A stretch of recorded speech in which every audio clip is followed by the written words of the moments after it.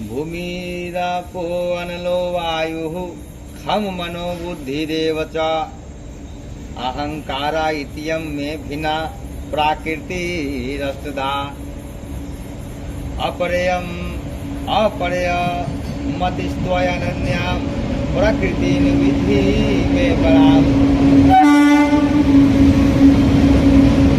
जीवभूतात् महाबाहो ययेदन्नान्यते जगत्।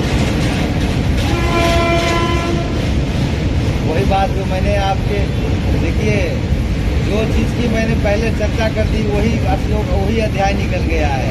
योग से देखिए, योग की चर्चा कर रहे थे, योग वाला ही अध्याय निकल गया। प्रकृति की चर्चा कर रहे थे, वही प्रकृति वाला ही अध्याय निकल गया है। भगवान क्या कहते हैं कि भूमि रापो अनलो वायु हम मनोबुद्धिरेवता अहंकारा इत्यं मे भिन्ना प्रकृति तथा अपरयमतिस्त्वन्यां प्रकृति न विधि में पराम जीवभूतां महाबाहु ययेदं धार्यते जगत। मतलब फिर अर्थ इसका ये हुआ कि पृथ्वी, ये पृथ्वी यहाँ हम लोग बैठे हैं, जल, अग्नि, जल,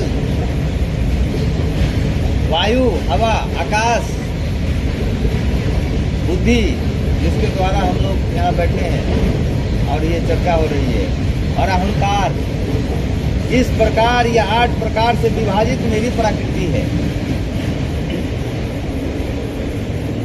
भगवान क्या कहे कि जिससे तू मेरे को संपूर्ण दुनिया का ईश्वर समझेगा उसको जानो। कैसे जानोगे? तो आप भगवान ये कह रहे हैं क्या, पृथ्वी, ये धरती, पानी, अग्नि, वायु, आकाश, मन और बुद्धि, इस प्रकार की 8 प्रकार हो गया। ये 8 हो गया। पृथ्वी, जल, अग्नि, ये सब मिलाएंगे, सब प्रकार से 8 प्रकार की भगवान की प्रकृति है। यह 8 प्रकार से भेद वाली तो अपरार्थात मेरी जड़ प्रकृति है। और हे महाबाहो, इससे दूसरी को, जिससे यह संपूर्ण जगत धारण किया जाता है, मेरी जीव रूपा परार्थात चेतन प्रकृति जान।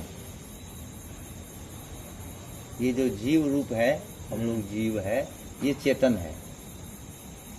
इसी को चेतन प्रकृति बोलते हैं। इसी चेतन प्रकृति से ये सारा संसार चल रहा है, जो जड़ और चेतन के मिलन से। जड़ प्रकृति और चेतन प्रकृति के मिलन से ये दुनिया चल रही है। हाँ जी। तो दो तरह की प्रकृति ये संसार को चला रही है, एक जड़ और एक चेतन। तो जड़ कौन है?